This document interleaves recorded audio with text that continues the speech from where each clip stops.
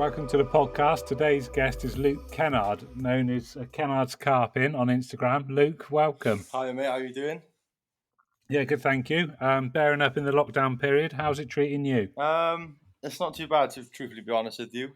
I'm normally Yeah, working away all the time, so it's nice to be home. yeah, no, definitely a bit of family time because you've got a little one, haven't Yeah, you? You my said. little one, 18 months old, he's more interested in the pond than me, but I'm not complaining Yeah, about that. no, good sign, good sign. No, he loves it. Yeah. So for those that don't know you, mate, give us a bit of an intro into who you are, where you're based, and then we can move on to your fishing afterwards. So yeah, my name's Luke Kennard. I'm 25 from South Wales. Hmm. I normally work around the UK as a steel erector, so I'm normally away from home Monday to Friday.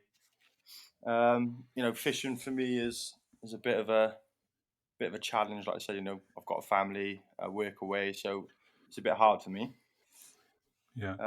But yeah, I normally keep myself to myself. I'm pretty quiet, but I'm just a young, hard-working lad, to be honest with you, at the minute. Hmm.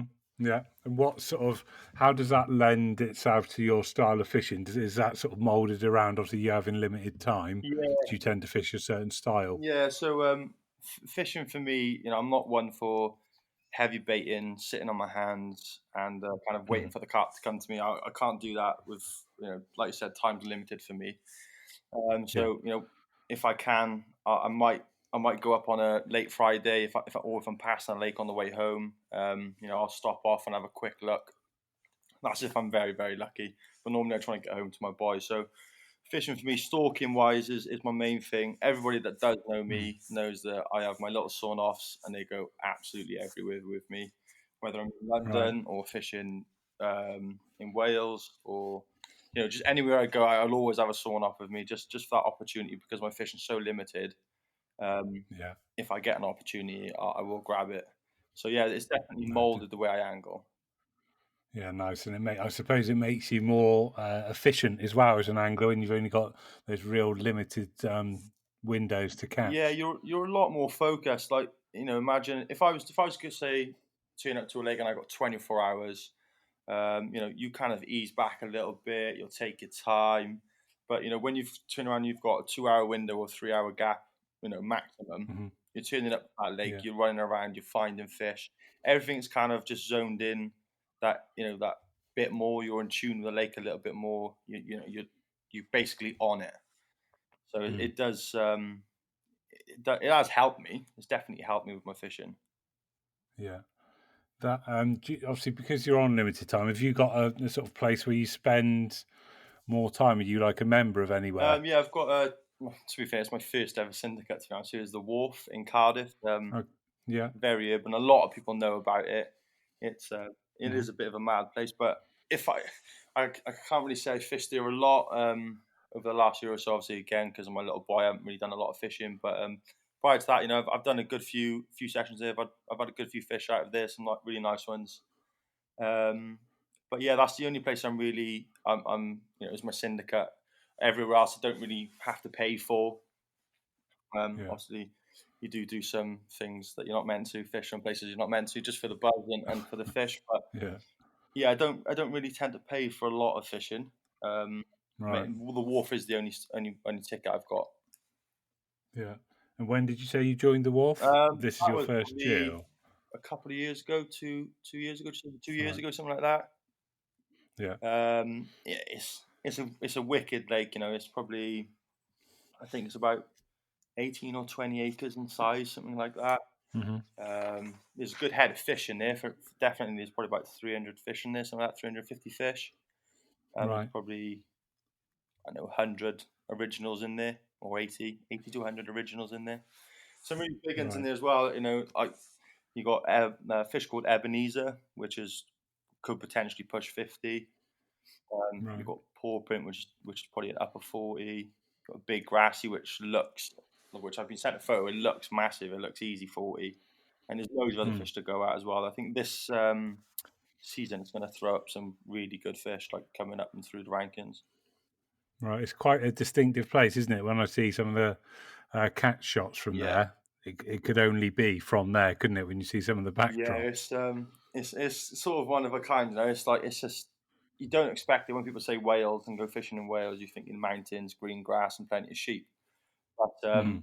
you know, it's in the middle of the Cardiff city. It's crazy. It's more in the night as well. It's a lot more active in the night with people than it is in the day.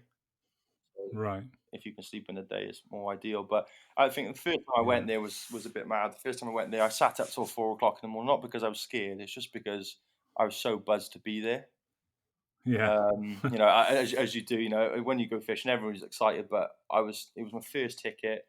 Um, just before I actually got my ticket, a few hours before I got my ticket, on the way up to the wharf, I stopped off at another lake with a mate of mine, Andrew Risty, and I've never been there before, never even looked at the lake really, and I've just chucked a couple of little singles out, and I've managed to hook into a really, really nice common from that lake. And then about 20 minutes after that, I had a phone call saying, "Do you want a ticket for the wharf?" So you know, I was well up for it. I was buzzing. That day went really well for me. Yeah. No, nice. Does it get really busy on there with that head of fishing there? I mean, is it sort of quite hard to get in the going spots or? Yeah, it's one of those really, like most places. You know, every place has got the so-called spots and whatever, but Hmm. again, it's hard for me to get there. It's hard to bait up because you've got some of the lads that actually live around the lake. There's always somebody on there, but obviously after this lockdown, it's going to be mental down there for a bit. So I'll probably head off somewhere else, a few little places which would be a lot quieter. Yeah. But no, it's normally quite busy. Sometimes it's quite surprising. You get flurries really Mhm. of people. So there's always somebody there. Yeah.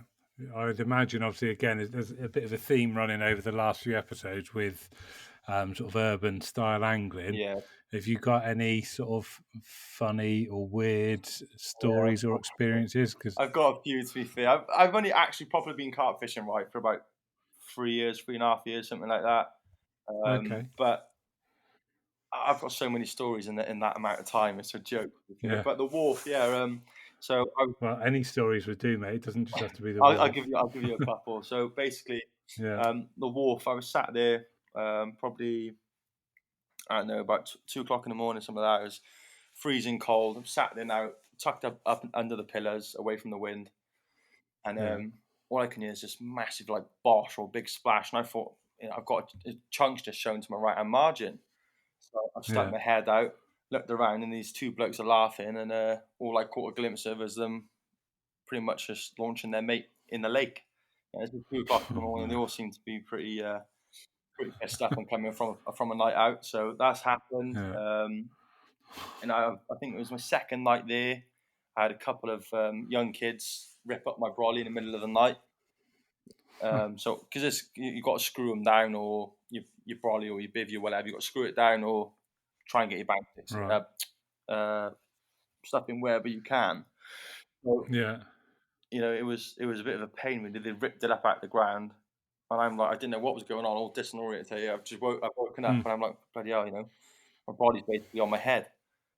So yeah, that happened. Another lad as well on there. So me and my stepdad's the first time my stepdad actually got this ticket as well. So I've taken him down there with me, Right. and we've sat up together in the middle of the night. And then there's this lad. It's only probably about 11 o'clock, something like that. And this lad's, you know, walked past us, you know, quite a big lad in a suit, and he sat on these steps right behind us.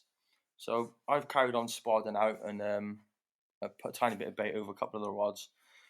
And my stepdad was like, you know, Hmm. he looks a bit dodgy, doesn't he? So no, he's all right. I said, he's suited and booted. He seems all right. Just leave him be. So I've jumped in my Yeah. brolly, he's jumped in his brolly, and this bloke started like breathing quite heavy, like he was psyching himself up. And I think, you know, what the hell's going on here? So next thing I know, yeah, I know, the alarm's going off, and I've stuck my head out, and I thought my stepdad's into a fish. And next thing you know, this all I see is this lad. He's picked up my stepdad's rods and just started walking off. You know, obviously he's pulling all his line out and everything else. He's literally like, "These are mine, these are mine." And my stepdad was just in shock, and I've jumped up, I've grabbed them off the bar. I said, "You know, what are you doing?" That's me being polite there, but yeah, you know, what are you doing? Taking the rods off him, and yeah, he's basically gone on to saying he's going to kill me and screaming and shouting in my face and all that. So I've told him to clear off. He's gone, and later on that night, I thought that was it, you know. So at least we can crack on fishing now. 2 o'clock in the morning, then he's rocked back up. And he's at the top end of the lake now, and I could hear it. I could just tell by his voice he's screaming, "I'm gonna do this, I'm gonna do that," and effing and blinding. And out of nowhere, he just disappeared. So that night, I didn't sleep too well. As you Yeah. could possibly imagine, this bloke's just screaming, "He's going to kill me," and he's just disappeared. So yeah, that was another weird situation that's He happened. didn't come back then, I take No, it. no, he's just like I said, he was screaming, shouting at the top end of the lake, telling me he's going to kill me and stuff. And I'd seen him walking down, and there's an alleyway in between two of the buildings, and he's just gone up there and just disappeared, and that was that. So yeah, that was a bit of a strange Weird. one. I think this is probably the worst one for me. Yeah. So there's a small lake, out in the woods. It's probably about 40 minutes, 50 minutes from my house. I drove out there, and I've never been there before. I just got told this is where you got to go, a couple of left and rights, and you'll end up at this lake. I was like, right, okay. So I'm driving up there now, and the next, I'm looking at my sat nav, and it just goes off, like no signal. And Yeah. then so I turned back around, rang my mate, said, "There's no signal up here." He goes, "Yeah, there won't be for miles." He said, "You got probably another 10, 12 miles to drive yet before you even reach the lake. So there's no signal for miles." I was like, right, okay. So anyway, I've trundled on up there, and I eventually found this lake. We walked a few miles through this forest, found the lake, set up, found a few fish. So I'm happy days, some fishing, and it's looking really, really good. And then as night comes in, it starts coming dark. And again, I've had a take. I've landed one, the first one from only a small common, loving it, happy days, And then about, I don't know, 3 o'clock in the morning, a couple of police cars come screaming across the side of the lake. It's only just off the road, and this basically this like rough sort of track comes past the lake, and they just come screaming down, and I'm like, what is going on? And they're coming back up and down to this small little car park where everyone parks to go to fish this lake. And then a police helicopter comes over the top, and I'm thinking, oh my god, miles away from people, there's no signal, and what is going on? So this was going on for about 15 minutes, and then out of nowhere, then I'm starting my baby, and I could hear like a couple of steps, like twig snapping and stuff like that. So I'm thinking that's probably a wild boar or something like that. So I kind of stuck my head out, put the head torch on, nothing was there, sat back down, and then all of you, this bloke there, and he goes, "Oi," and I jumped out. I said, "Hello," and he shone this torch in my face. He doesn't introduce himself, nothing like that. He just shone this torch in my face. And was like, "Just to let you know, someone's trying to commit Hali Kali," and then turned his light off and walked off. And I was like, "Yo, what's going on?" And trying to talk to him and following him, and he's just disappeared into this forest. And I was like, "What?" It's like, from what I could gather, Hali Kali means someone's trying to commit suicide in this forest.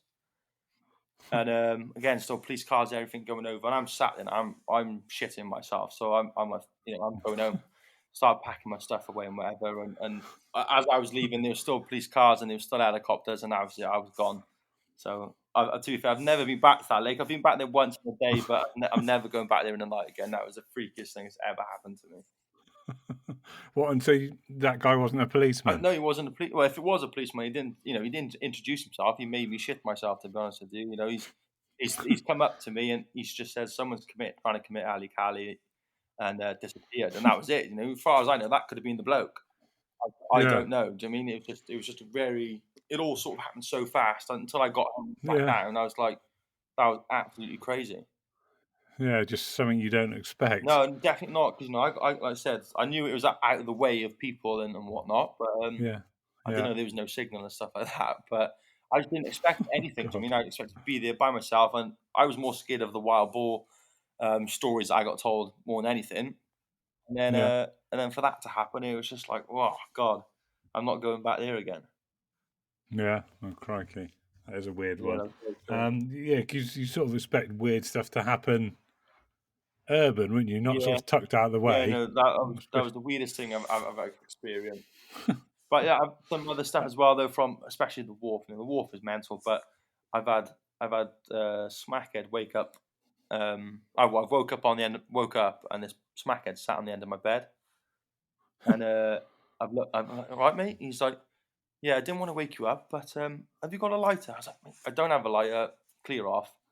And then a few hours later, then as the light starts to come up, I've looked around the corner and the same bloke. obviously they've had what they've had to do, and they're spewing over each other and all that, and it was a bit grimy, and I was like, oh, God, like, what have I let myself into? But I always seem to fall into these situations where, it's just a bit wild.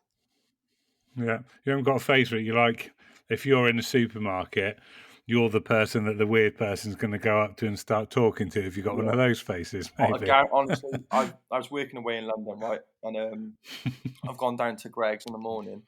So I'm stood there outside Greg's, and this bloke, this little like spiced head, I just clocked him in the corner of my eye, and he's pushing through all of these people. He's punched a bloke. He's pushed through a bunch of girls. I said to the boy, so if he comes up to me, I'm just going to end up whacking him. So I'm stood there now, and he's come up to me, and because in Brixton where I was working is quite known for stabbing, and so yeah, he's come up to me, and his arms are in his pockets. I was like, God. So I've literally just cracked him. But I must just have one of those faces where people just want to talk to me, just the weirdos. Just invites it, yeah. I'm just one of them. And they want me to My missus is the same. She's got that, but she's too polite to say anything else, whereas I'm the complete opposite. Yeah. Hardly anyone ever comes up to talk to me because I just look miserable all the time, I think. Honestly, I must just have one of their faces. I must just look like a wrong 'un or something because I'm always attracting them. You mentioned you've only been carp fishing 3 years, you say? Was it 3 years? 3 or 4 years? Why you sort of started quite late? How did you get into it, or why did you get into it? Or both?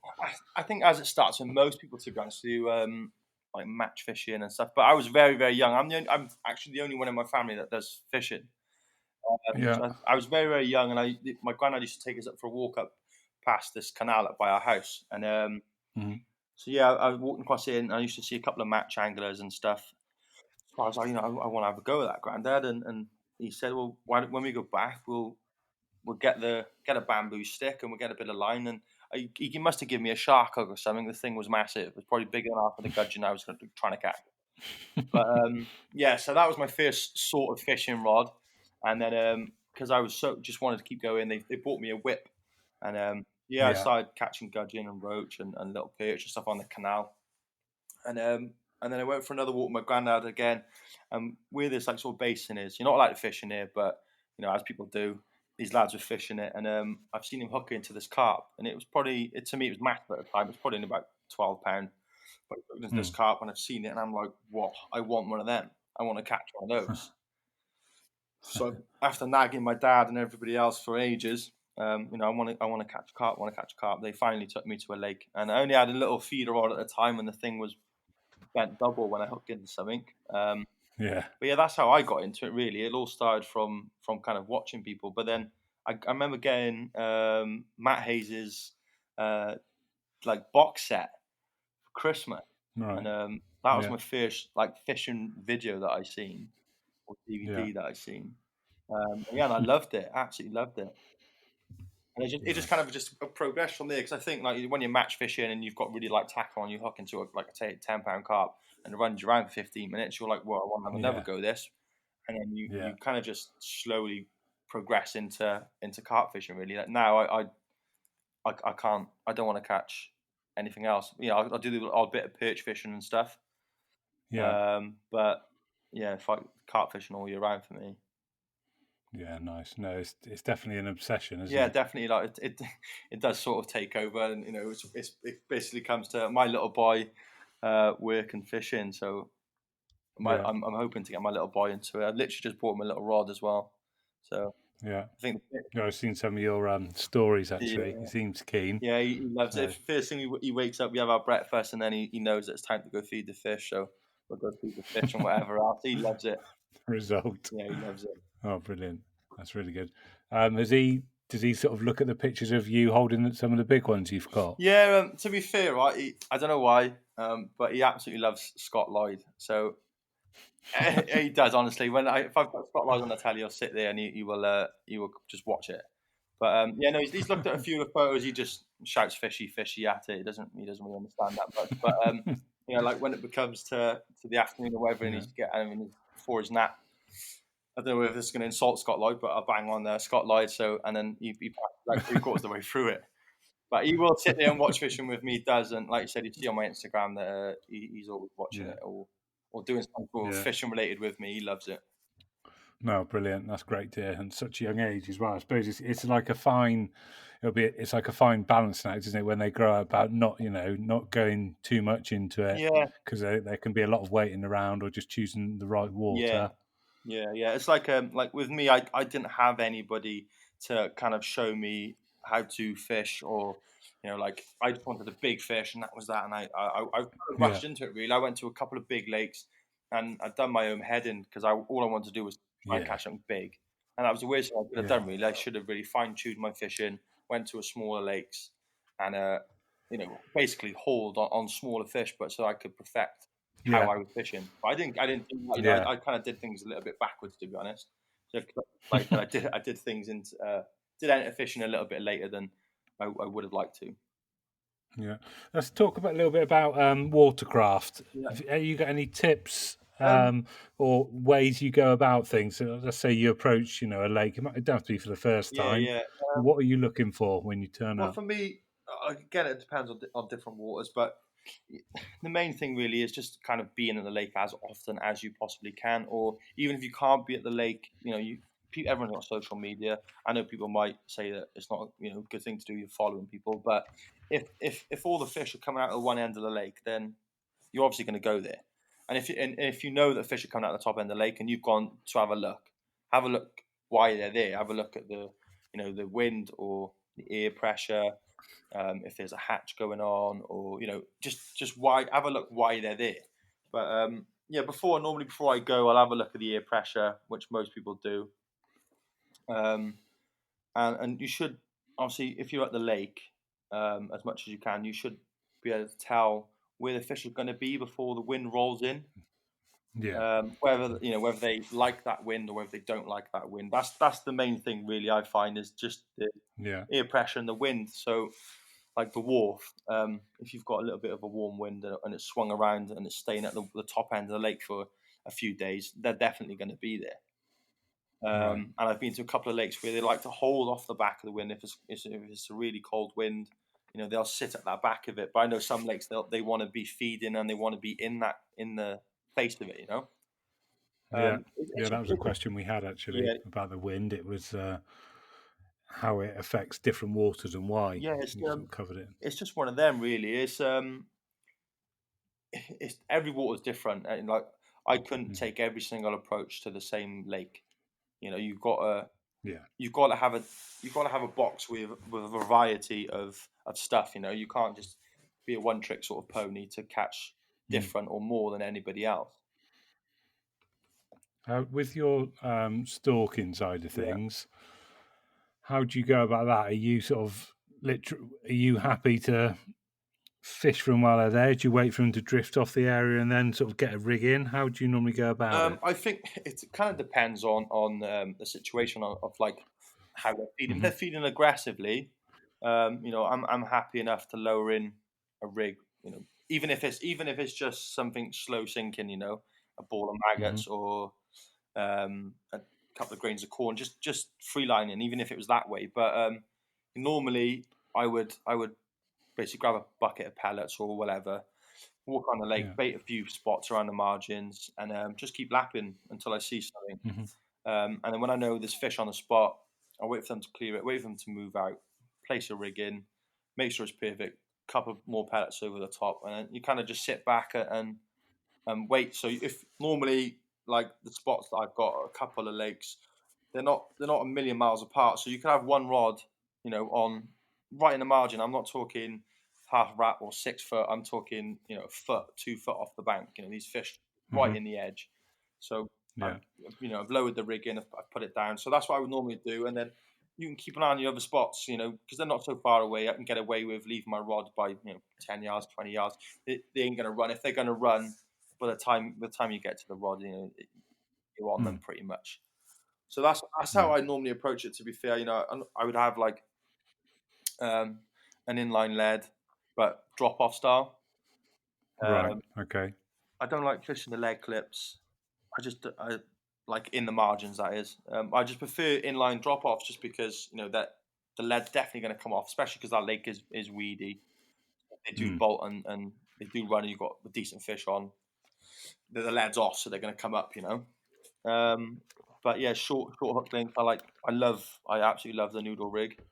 That changed Yeah. my fishing massively, to be honest with you, because if you're fishing something silty, something very, very soft, and you've got I don't know, 15 mil or 18 mil bottom bait, whatever, and it's just going to sit in that silt. It doesn't take a lot for Mm. the fish to cover it, and you reel it back in and Right. it'll smell. But I feel like with a wafter, obviously, it's just going to be sat just above it. It's the smell's going to last longer. So yeah, that's helped me a lot, to be honest with you. A lot of just wafters and fishing inlines. It just nails them every time. Inline Yeah. drop-offs, every No, time nails nice. them. Have you got? Can you think of any memorable captures you've had stalking? Yeah, I've had a few, to be fair. So there's a fish called the pinch belly mirror in the wharf. It's not like, not everybody wants it. It's not the biggest or best fish in the lake, but it's a stunning fish. And I was just stood there now, and at this time I was free lining some corn, and I just seen him like drifting in and out of this big massive weed bed, and I got this other lad next to me. We both went to the weed bed at the same time, both stalking, and we sat. Oh, this wee bed's big enough for both of us. If you go to one end, I'll go the other end of it. Obviously, I'm not going to fish dead in the center of it. We're just going to catch them whilst they're Mm. drifting in and out. So we agreed that we'll go one end, and yeah. So I've seen this fish. It's just literally just got his head stuck out of the weed. It's just little tiny white lips, just going. I flick the corn out, draw it back, and it's just floated down. It's just literally touched his lip, and it's just inhaled it. And I was just in shock. I was like, It's in." I've struck into it, hit into it anyway, playing it, and Yeah. on my little 6 foot sawn off, and as normal. So yeah, it was on. Must have been on for about, I don't know, 20 seconds, and it's up on the surface. I just Simon swooped it in, and I was like, "Bloody hell, that was crazy." And that was the biggest weight it's been out at. It was like 25-14 or something like that. Right. Like I said, it's not the biggest fish, but it is dark, scaly, and just Yeah. stunning. And yeah, the lad that was there was actually quite, say, jealous or whatever. This is the only thing I don't like about fishing, but yeah, that was the best fish I've had. But then he turned around and he was like, "Oh, I'm fishing. I can't take a photo for you." I was like, "Oh, right, okay." So I was waiting for some randomer to come past and take a photo for me. But to be fair to the lad, what I had to do was basically get him to hold the fish so I could set up the camera for him, and then basically swap positions then so he could use my camera and I could pick up the fish and take a nice photo. So Right. that was probably Uh, my most memorable catch. yeah. Yeah, that was pinch belly mirror. That was mental. To be fair, just the whole Yeah. situation. It wasn't just catching the fish. It was obviously after it as well. Where obviously the lad wouldn't take a photo for me. Um, Yeah. it was just a bit mad situation. But yeah, that was a wicked fish to catch. Yeah. And it's so exciting. We were saying this previously with Jack on the last Yeah, episode. It's such an exciting way of catching them, isn't it? As well, when you can physically see it all unfold. yeah, definitely. It's such a buzz. Your rig's presented, and when you see like an old crusty fish just sat there like staring at your bait, and you're like, it's going to take it. It's going to take it, and it just nails Mm. it. And it bolt, Yeah. water erupts. You run down to your rod, your knees are going, you're in such a buzz, and it all happens so Yeah. fast. It's Yeah. not until you get it in your net and you sit there and you think, that was mental. That Yeah. was unbelievable. I've done that a few times with a good mate of mine, Kipper. We went to this one lake and we only ever take one rod each. We sat Mhm. there together, side by side, and we've both basically just got a little spot right next to each other, both rods out, and yeah, I've had a take, and he's done exactly the same thing. 2 seconds later, his rod's screaming off. And these spots are only 10 yards apart. We're Right. we're both playing these fish. I'm thinking this is just mad. It's just crazy to watch these fish and see how they react to your rig. And the best part as well, when you see them, if they do you, or which they do, a lot of people don't like to admit it, but they do Mm. you a lot. But you can Yeah. you can fine tune your rig. Then you can quickly whip it out, add a bit more putty, or Mm. just change your tactic a little bit, make that fine little tune in, so it works for you. That's the Yeah. thing I like about Yeah. it, because if you're whacking your rods in the middle of the lake, you're sort of second guessing yourself. Is that Yeah. is that did that go down properly and stuff like that? That's why my fishing is the way it is. Like, time's limited. I can see Mhm. my rig. I know I'm fishing. If a fish comes in, I know I'm going to nail it. That's Yeah. why I like fishing like No. that. Yeah. What? Which of the sawn offs have you got? I got some of the scopes. Yeah. So yeah, to be fair, I've got. I actually posted a photo the other day or a video the other day actually, and a lad messaged me saying, "How many sawn offs do you need?" But I've got 6, I think. People laugh at that, right? It's just again down to being quick at something. So I've got.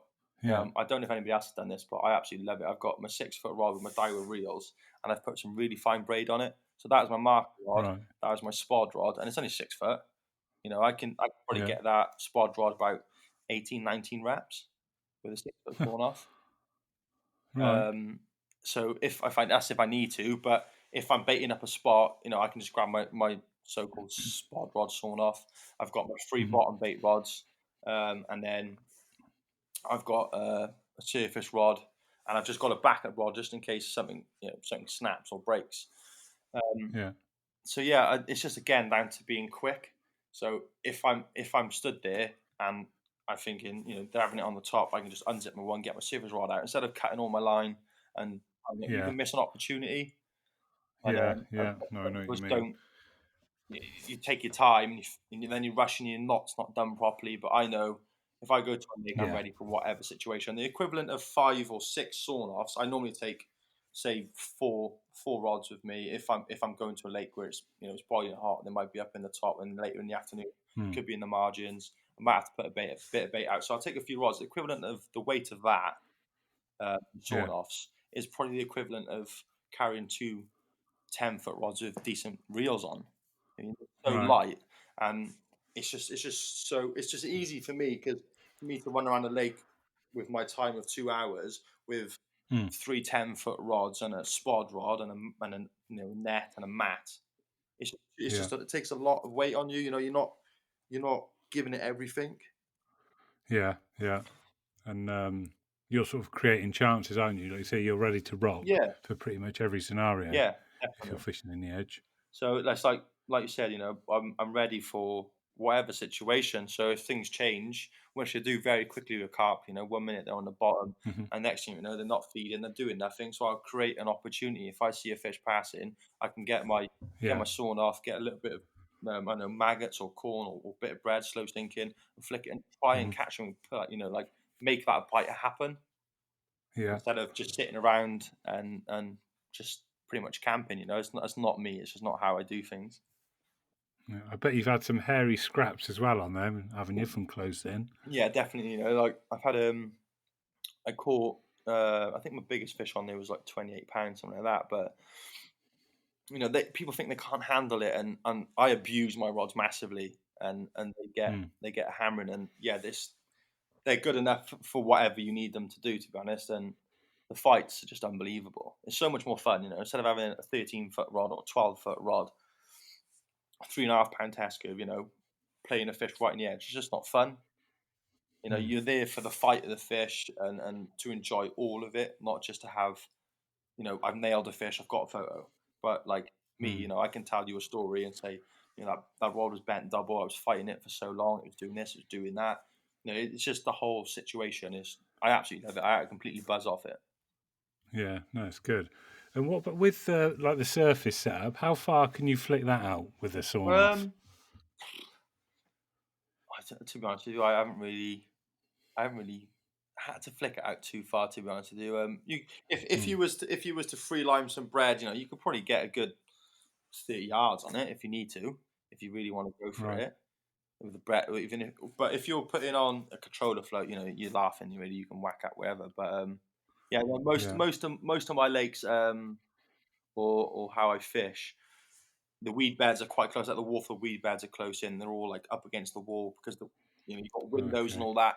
People don't realize that as well. You've got all these buildings around, have all these windows, and the sun's pointing right onto the windows, and they go right into the wall. It's just gonna the upper layer can be Right. that much warmer. Like a mirror. Yeah, basically. So they're all right in the edges, and a few of the lakes up here, they're only small. They're not massive, so you can underarm them and you're on top of them really. So I haven't really had to wang out a surface rod too far.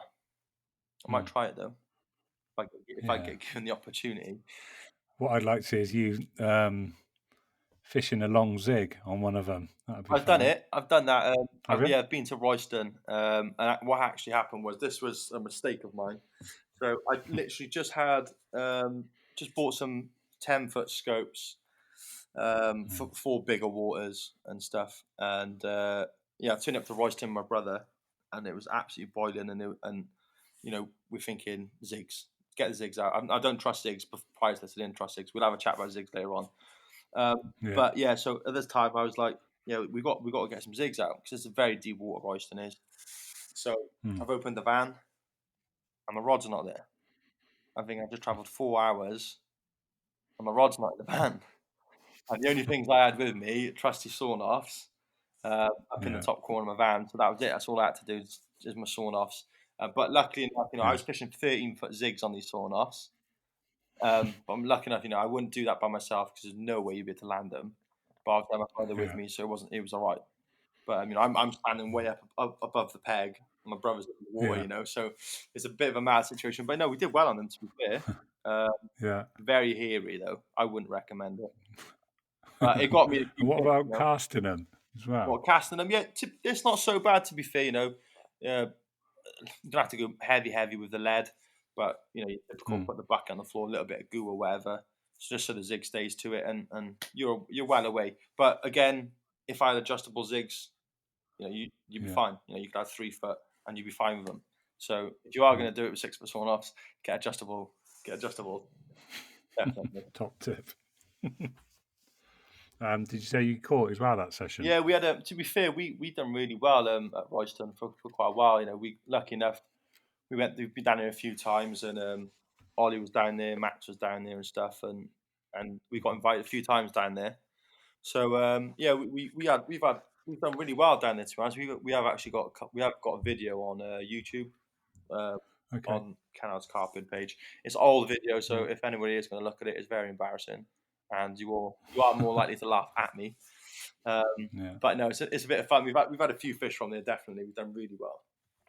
No, nice. Okay, but you're not a fan of fishing zigs, were you saying? Basically, this is probably going to be my question to the next sort of.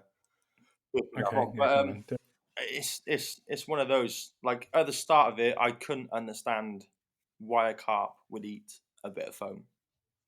Didn't get it. Didn't understand why they would do it or how they would do it. I just couldn't get it in my head. But then my brother loved it. My brother was obsessed with it. He was like, it's the best thing ever. And I was like, right, okay. So we've gone to this little Runs water, and he said, let's try it. We'll have a go. I was like, all right, it's boiling hot. We've got 3 rods each, all out, and all on zigs. We're both spodding over our rods, and we literally couldn't keep a rod in. It was mental. I was like, still don't understand why are they eating a little bit of foam? It's just crazy. Or a pop up, we was trimming down pop ups and stuff as well. I just couldn't get it. And but after like 3 hours of complete and utter hauling, and nobody else was catching on the lake. Everybody was fishing on the bottom. And everybody's like, what are you doing? And I was like, well, I literally got to the point where we like, instead of eating our breakfast, our porridges and stuff, we were putting our porridge into the mix. We was crushing up digestive biscuits. We putting corn in there. We was putting everything we possibly had to make that mix last even longer. But I couldn't believe it. I was, from that day, I was like, I'm gonna give this a go. And then we ended up going to Royston. I had a few there.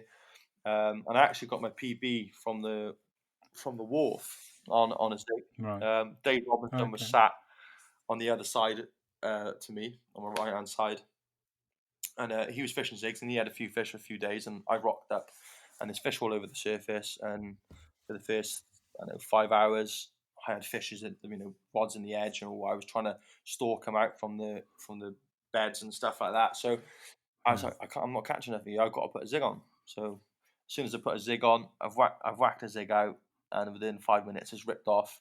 Man, I lost that one, and Dave shouted over, only the small ones come off, trying to give me a bit of confidence boost. So again, tied another zig up, whacked it back out. Half an hour later, one toner, and it was gone. So it was crazy. That was like a 14-foot zig, Right. These are on my bigger rods, not my sawn offs. So I'm playing this Yeah. fish, and it's come up and it's rolling. That's a big common. It's dived back down. It's just such a hairy fight, and I've managed to Mm. tumbled it into the net. I'm looking in the net and I'm thinking, "Man, that's massive." Like my PB at the time was £27 something, which isn't a big fish. You're in Wales, mind. Don't forget this because these like Yeah. so-called 20s are everywhere else except for Wales. Um, but yeah, so I've just looked in the net. I think that's a beast. That's a good fish. And Dave's come around and yeah, weighed it. PB is 29.5 pound, and yeah, got some great photos of that as well. So that I would highly recommend if nothing's working, just put on a zig, Mm. just give it a go. Yeah. Definitely, it's a tactic that's very overlooked and underused. Yeah. No, I agree. It can be devastating, Yeah, can't it? definitely. Like I've done really well on it since I went to that fishery Hmm. and it was hauling and basically pasty bashing. Um, Yeah. since then, I've taken it to a few places, and when I'm not catching, and when I'm not catching in the edge or whatever, or whatever situation, I will put a zig on, 100%. I've started Yeah. using It's zigs. confidence, isn't Yeah, it? I've started putting zigs out through the nights and everything. I've had a Yeah. couple of fish doing that. Nothing massive, but I know it's getting me fish. I'm not blanking. Yeah, no, definitely. Yeah, and it's just getting that first bit of success on a new method that you've got no confidence Yeah, in, isn't it? definitely. It's like a turning point. No, I completely agree with you. Yeah, it's Um, one of those. It's the same with anything, really. Like a new rig that you're trying out or bait that you're trying out. It's just that getting that first couple of fish on your belt, a confidence boost, and it mm, works. Then that's it. Then really. So like, I'm so confident in how I fish that I don't question myself anymore. I don't think, why am I doing that? Why am I doing this? Like yeah, it I know it works. works. So if a fish comes down, I know I'm catching it. But if they're not there, then they're not there. Yeah, no, definitely. When do you think we're going to be able to get out fishing again, Luke? Um, didn't they announce it's going to be extended for like another couple of weeks or 3 weeks? Yeah, another 3 weeks, they said. It's But blowing my brain because basically, as I've said, I work away all the time, Monday to mhm, Friday, and I come back home. And basically, I've been given a job just up the road from me, 40 minutes away, so I can actually travel back and forth the house now. So I'm not actually working away. It's only going right, to be for a length of time, and I thought, what a perfect time now to start debating a yeah, couple of lakes and yeah, and whatever else. I was actually I was stood at a lake waiting for this bloke to disappear because he was fishing basically on a spot that I found the prior couple of weeks prior to this. He was fishing in that area, so he's cleared yeah, off, and I found a spot, put about I don't know 5 kilos on it, and I'm thinking I'm going to yeah, come back up in a couple of days. I'm going to fit it back in a couple of days again, and fit it back in, and I'm gonna mm, have the big one out of there. That was my yeah, plan, and then I've had a phone call off my mate saying, "Oh, what are you doing?" I said, "I'm just banging a load of bait out of it on the spot," and he said, "You mm. better get home." I said, "Why is that?" He goes, we're going into lockdown." I was like, "No way! I've just put 5 kilos on a spot. I've had everything planned out. Where I'm going, what I'm Yeah, doing. My rods are ready to go." And yeah. yeah, it just kind of all ended pretty fast. Yeah, I was a bit similar. I ended up having to hoof like a massive bucket because it wouldn't have kept. I didn't have No, any room in the freezer into the margin. The yeah, swan was well happy. yeah, He's in his it's just element. one of those, isn't it? But I'm hoping it comes as quick as it went, really. Yeah, Um, yeah, but either way, it's nice for me to be at home just because I can be time with my boy, and I got my carpet pond that keep me entertained. Have a yeah, look at and see how they react into the weather and stuff. So you just get catch up on things really. I know a lot of people are kind of negative about this whole thing, and it's not great. But at the end of the day, as long as you're home safe with your family, that's what you want. yeah. I think I'm seeing like sort of friends of friends on Yeah, Facebook and things. More people saying someone's got it and's either really ill yeah, or even worse, they've passed yeah. away. And that's what did you say you do for a I'm living, a steel Luke? erector, so I pull up big company buildings around the UK. Right. Okay. Yeah, it's a pretty mad job when it's I'm working at heights all the time, but another thing you probably laugh at me, Yeah. I'm actually scared of heights. Uh, I'm Yeah. working at 200 odd foot up in the air sometimes, and I'm scared of heights. But when Right. I'm working and I'm focused on what I'm doing, I'm working. But as soon as I look down, I sit, my knees are going, Yeah. I'm not feeling too good. It's a horrible feeling that, and I'm not keen on Yeah, heights. I think my boss pushed me before. We was I think we was 10 floors up, and there's these nets. Basically, there's two little fingers. So imagine Yeah, the fingers on the lake, right? A net yeah, across the top, and I've had to walk across it, and there's a 200 odd foot drop in, beneath you, and this net was no bigger than a shoelace. So that was my first glimpse at a proper height. Walking across that was pretty yeah. scary. Oh gosh, not that. I even when we get a vertical flue, when we fit a boiler, I've got a roofer mate that I pay to do it. None of us in the company like to get on roofs for the same reason. Well, it's just one of those, isn't it? But the only good thing about my job is that it does lead me to places that I wouldn't expect to go fishing. Hmm. Like I said, London. I know you've had Jacob on here. I know that you've had John Mm. Lamb on here. I've met all of those boys. It's just Mm. just down to my work. Um, Jack Barrett. There's loads of people that I've met just due to my work and going out and fishing around random places. Yeah, It's a bit of a bonus, if I can do that when I'm away working. I always ask my boss. I always say, "Can you get somewhere near a lake or a canal or somewhere where I can just go after work?" yeah. Because it gives me more time to go fishing. Like instead of having a quick hour at home or 2 hours, if I catch one or two fish at Hmm. a place working away, I won't go fishing on Yeah, the weekend. I'll come back and spend time with my boy. I might take my boy to the lake and put a little bit of bait in, or just try to look right. around. You know, but it Yeah. takes it off me a little bit. Oh, nice. So what? So you'd obviously stay in dig somewhere in a Yeah. hotel in So to be fair, there's four of us, so we normally rent a house together. right, It's a little bit like better than Airbnb full sort of time. thing. We Right. normally yeah, if we can, we normally get a house, and I always beg to get near a bit of water. Definitely, my Nice. boss hates me for it. I'm like, you need to find some water, and I'm like, where are we going? Tell me the postcode. I will find something. Yeah, on Google Yeah, Maps and I'm Google on it Earth. all the time. Fair play. No, it's good, mate. Yeah, if you can get it to work, I suppose. Well, if you've got just minimal kit, there's Yeah, a little tiny bit in the van. It's not in the way. yeah. Sawn offs, they take up no space whatsoever. Get a rucksack, your mat clips onto the bottom of it, a couple of sawn offs. Yeah, You're laughing. So I yeah, even gone out and bought one of those electric scooters. Um, just down to the fact that if we are away, if it's a 20-minute, half an hour walk, or on a yeah. tube or whatever, I'll just take my electric scooter and just go on that. If I need to, Brilliant. it's just one of them. I'm just trying to create options for myself, or like Yeah, chances no, it's for myself good. to actually get out, because I love it so much. Yeah, just maximising your time, Yeah, isn't it? definitely, Really. because it's so Awesome, lucrative. mate. Okay. If we go on to the question, obviously you alluded a bit to your question. If I asked you the question, which was from Jack from Forbidden Yeah. Routes, and that was, what angler would you fish with, like past or present, and why? To be fair, I love Jim Shelley. Yeah, Just because of like the topography stuff. He thinks people can't keep up with him. Everybody says it. No one can keep up with him. He's just such a crazy in and out. Just wicked angler all round. He's his books and stuff. You just get mesmerised by him. I love him. I absolutely love him. Love everything about him. And yeah, that's one person that I would absolutely love to go fishing with. I wouldn't even have to fish with him. I would just nice. want to talk to him and get some of his knowledge.